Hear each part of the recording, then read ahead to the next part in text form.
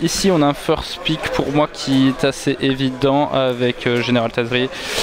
Ça fait un petit peu tout ce qu'on veut faire dans le format sur un first pick. C'est blanc, c'est 3-4, c'est allié, ça va faire du card advantage. La dernière capacité sera quasiment jamais utilisée, mais c'est pas grave. C'est suffisamment fort comme ça. Du coup ensuite en 2 je mets quand même Boulder Slavo. Faut se méfier un petit peu sur les trucs surge, c'est à dire que t'en veux pas des millions, mais si t'en veux c'est plutôt celui-là. Les bons decks rouges pour moi du coup ça va être des decks avec pas mal de puissance etc qui sont capables de juste de curver quelques Boulder Slavo. Et je suis d'accord avec Ellie, je suis d'accord, ce qu'il vous dit, oui. C'est la vérité. Voilà.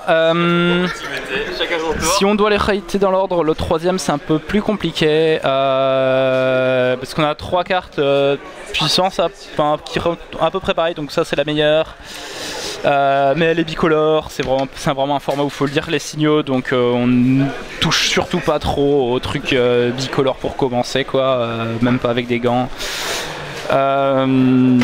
Du coup je mets ça qui est la meilleure commune verte pour moi, pour d'autres gens aussi du coup.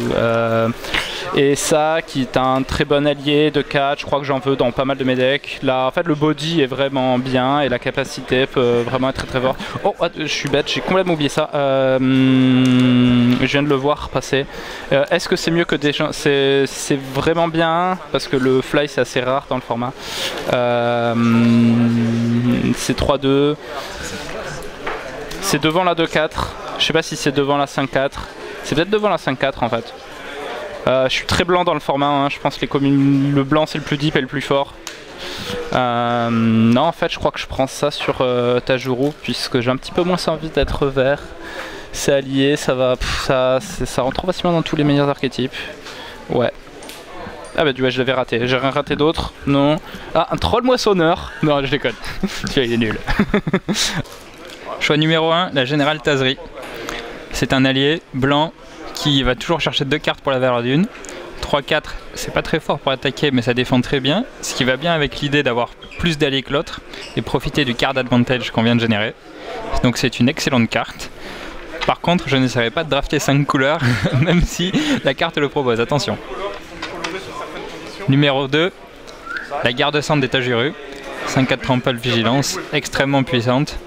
Je la prends et si j'ai l'occasion de drafter vert, ce sera une des meilleures cartes de mon deck.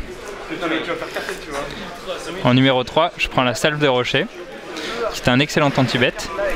Je vais ensuite essayer de drafter beaucoup de cartes qui coûtent 2, plein de petites créatures pour pouvoir faire dans le même tour au tour 4 une bête à 2, plus dégager un bloqueur avec et essayer de mettre un maximum de pression sur l'adversaire.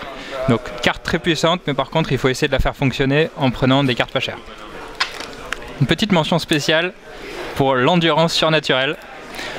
On les voit beaucoup tourner mais prenez-les, c'est extrêmement fort. Dès qu'on a un mana noir, ça gagne tous les combats.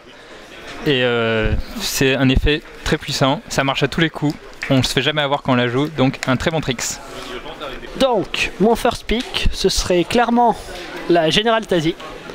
C'est une très bonne créature, déjà elle a des bonnes stats. Elle fait du CA, elle va chercher un allié, c'est quand tu joues blanc, tu as toujours des alliés à aller chercher. En plus si tu as un autre spoiler allié, bah, c'est combo. Donc très bonne carte, très bon first pick. Mon deuxième pick, ce serait Salve de Rocher. C'est un très bon anti-bet. En plus ça va bien dans le jeu bleu-rouge déferlement. Faut jouer tous les petits cantrips à 1 et des trucs qui font des choses quand tu joues 2 sorts. Et puis au pire pour 5 mana ça fait quand même un anti-créature raisonnable, donc c'est pas mal. Et mon troisième pick ce serait celle-là. Alors j'aime pas first picker des cartes multicolores parce que après on n'est pas trop... on est un peu trop conduit pendant le draft sur les couleurs qu'on a first picker, mais celle-là elle est vraiment très bien. Donc, et puis le reste du booster est pas top, donc mon troisième pick ce serait celle-là, l'auxiliaire de Joragar. Mon premier choix irait sur cette carte là.